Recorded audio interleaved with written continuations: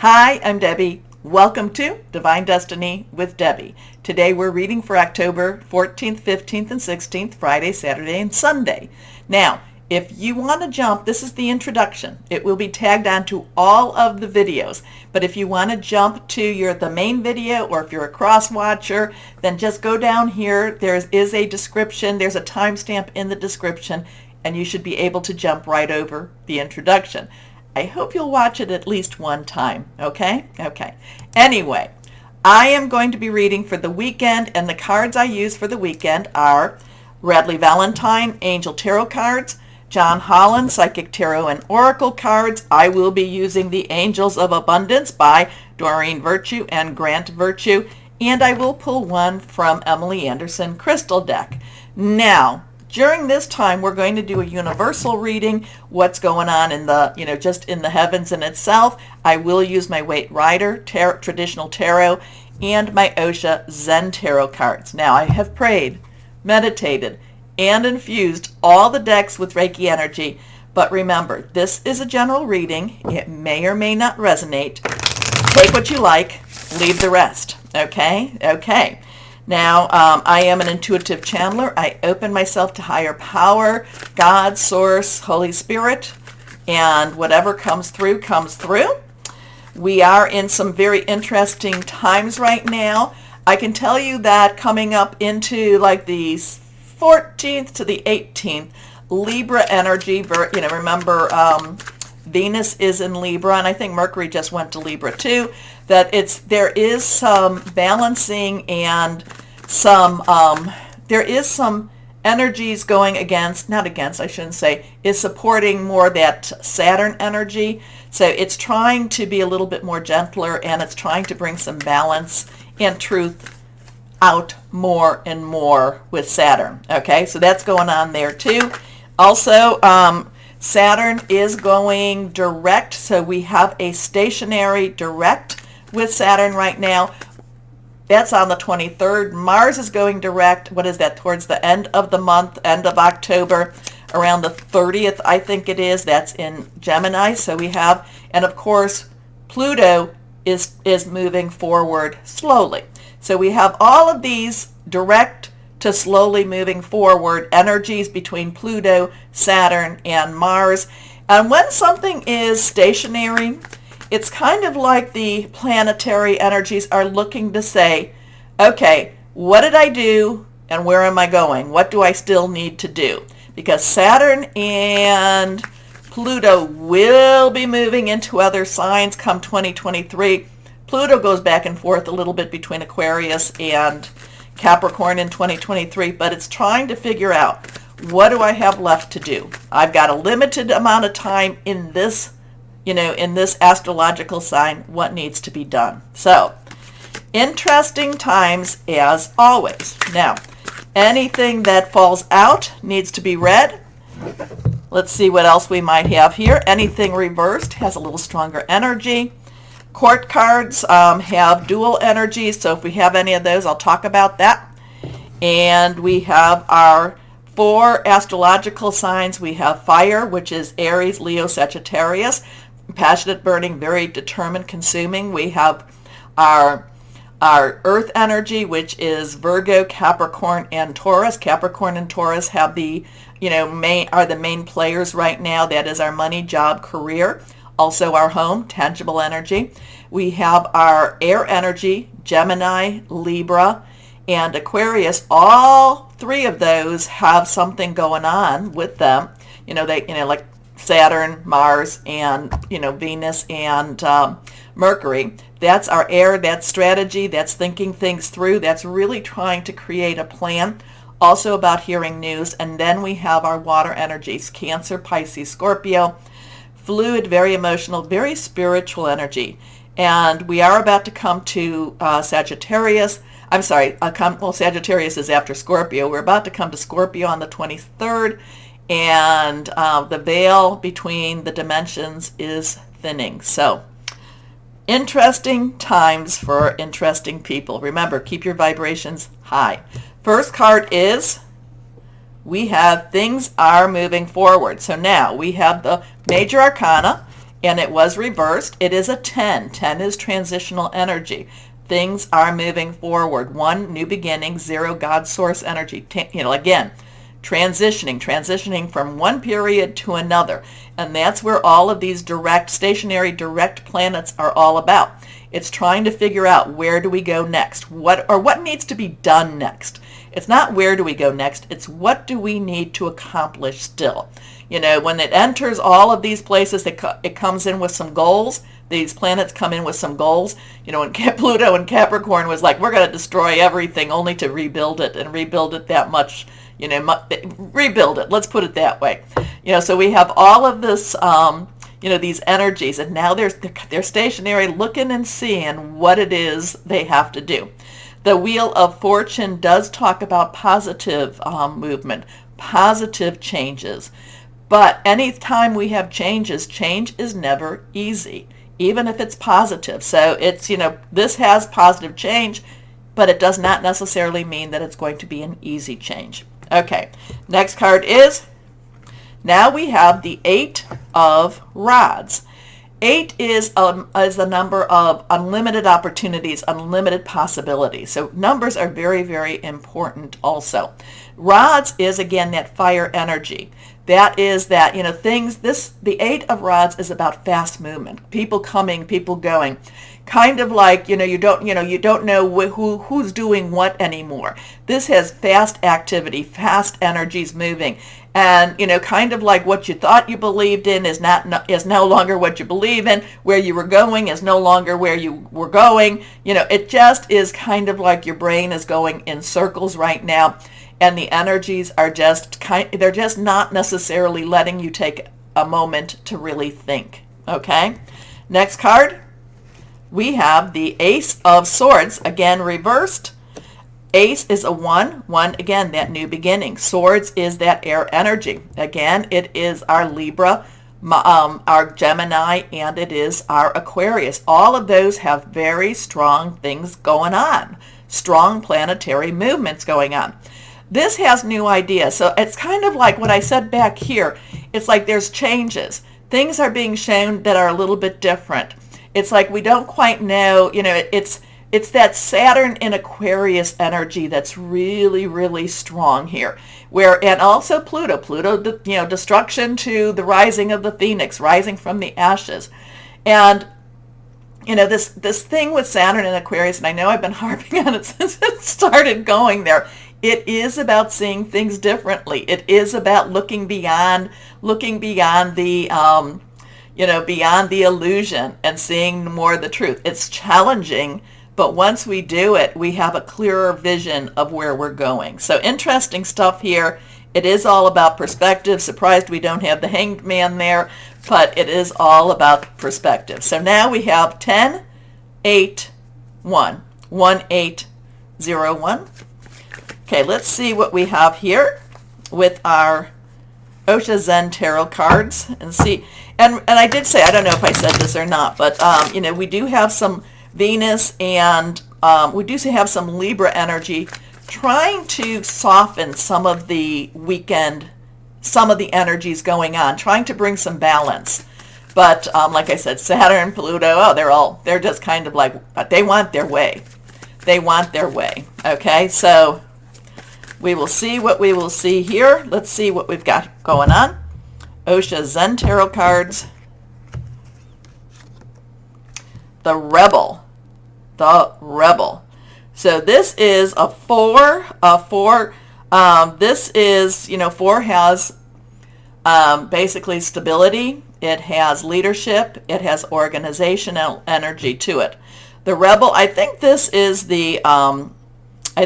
one of the major arcana cards here, and this would be the Emperor energy. However, it's not saying Emperor the Emperor, there is a lot of divinity to the Emperor, but this is the Rebel. This is the one that's going to go his own way. This is the one that just says, hey, we got to do what we got to do. There is the Rebel, breaks free. The Rebel breaks out of his chains.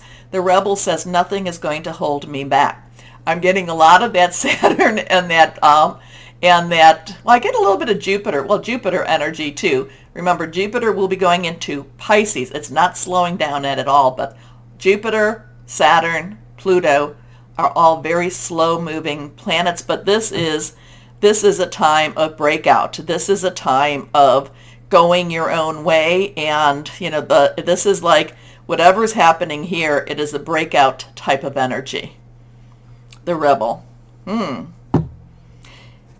We'll take that as it is. Okay, take a moment, please, and we're going to go right to the readings right after this, but please take a moment to comment. Let me know what this meant to you. Also, go down and like, share, subscribe, click on the bell for notifications. A smaller channel like me, I really need that, so I really appreciate you doing it. Okay, so why don't we just start our readings now? Hello, my Aquariuses. So Saturn is going stationary before it goes direct.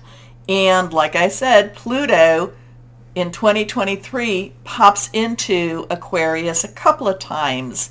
It goes back and forth between Aquarius, well, I shouldn't say back and forth like that because it is slow moving. So it's going to be an interesting time. But that Saturn as it's going direct, it's stationary. Like I said, it's kind of has to put on its brakes a little bit, and it needs to look at what needs to be done before it moves on. So let's see what we have here for my Aquariuses. Higher power for the weekend for our Aquariuses. What do you want to tell them? What are the energies like? What do we need to know? 1, 2, and 3. Nothing is reversed. But here we go. First card is choices. Very spiritual choices, very emotional choices, very much what am I going to do, where am I going to go, what do I want in my life choices. Now 7 does have that divine umbrella energy to it. I always feel like we're covered. We're covered with the divine energy when I see a 7. Water is again that Cancer, Pisces, and Scorpio. We're about to go to Scorpio. Scorpio will be happening just as Saturn is like saying, ready to go direct, except a little bit slower than that. So on the 23rd. And we're not quite there yet. So it's getting prepared. There is some choices. Now sometimes it can be that we don't really want to look at all the choices. We feel very strongly about the choices that are being presented to us.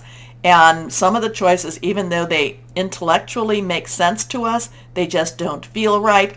Or some of the choices feel so right, but they don't intellectually make sense. So I'm kind of feeling like there's a switch with that. I feel like there's the ones that feel right, but they just don't make sense. Okay? And again, vice versa energy with this. So you're really going to have to kind of step back a little bit, both from your feelings and your thoughts, and maybe try to, and this might be good because of what Libra's trying to do, and try to create a better balance in what you are choosing. Because the 7 of water is also about some opportunities that might slip through your fingers. Now, part of that would be that my Aquarius is, I'm kind of feeling like maybe I felt like I should do this, but it just didn't make sense. Anyway, this is 7 of water, 7 of cups. This is a complex decision, the need to do research. Stop procrastinating. So it is about, there is some decision energy here, and it is kind of like, you're being shown you're being shown almost like a buffet or a smorgasbord, and kind of saying, well, what are you going to choose?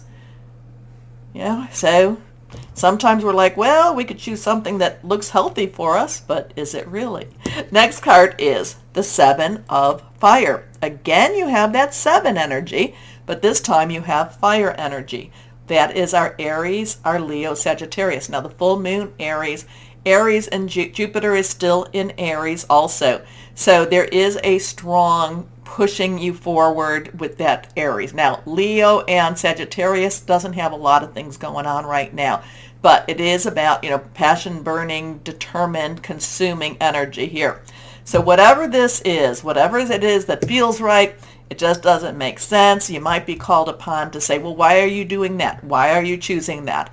And the Seven of Fire is saying have confidence in your decision. Have confidence in what you believe. Now, when I see this too, these two sevens like this, I'm going to say pray, meditate, do all the things you need to do so that you can feel good about your decision, whether it makes sense to other people or not. So there's decision time. Well, there is these choices, and I just feel like other people may not agree with you. Again, about what you're going to do, which direction you're going to follow. Or maybe the decision will be not to even make a decision. Okay? The Seven of Fire is defend your beliefs and decisions, stand your ground, choose your battles wisely. Your last card here, Seven of Air. The sevens have it. There is a divine umbrella. Again, there's the air energy, your energy.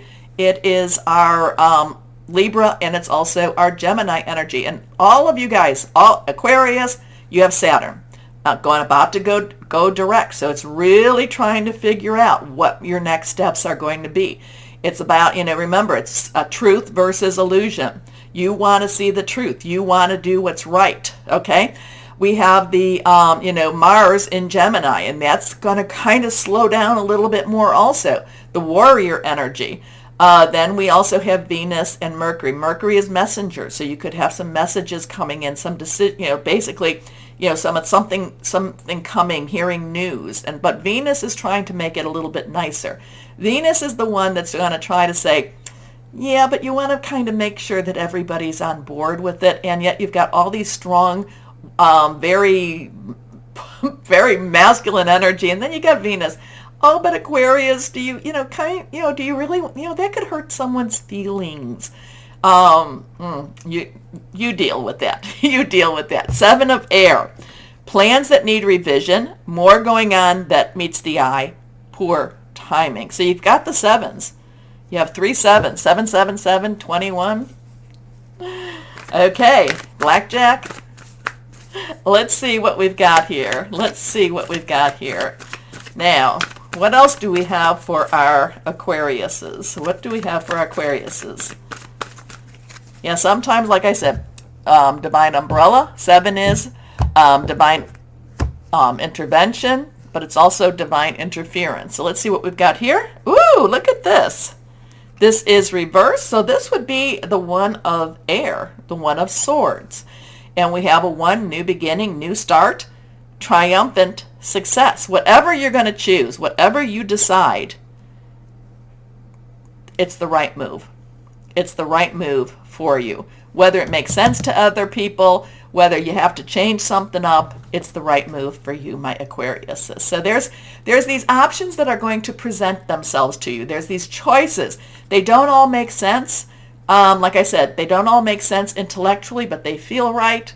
You might have to tell people, basically to buzz off a little bit. You might have to, kind of say, yeah, I know I don't understand it myself, but I just need to do this. Because whatever it is, you make the right choice. Okay? So let's see our angels of abundance. What do we have for our Aquariuses? What can you say? Here we go. One more time here. For our Aquariuses. All right. I think this is reversed. Quiet retreat. It's time to disconnect from the outer world so that you can discern and process your true thoughts and feelings from your inner world. Create this quiet time for yourself and you'll have more clarity about what to do next. Very interesting with that. So, yes. So, disconnect from the outer world so you can process your true thoughts and feelings from your inner world. Interesting. That's good words of advice. Okay, let's see what we have here. Oh, sure. Here we go. I think it was like that. Here we go. Golden or gold sheen obsidian. All about personal power, spiritual manifestation, earth healing, new experiences.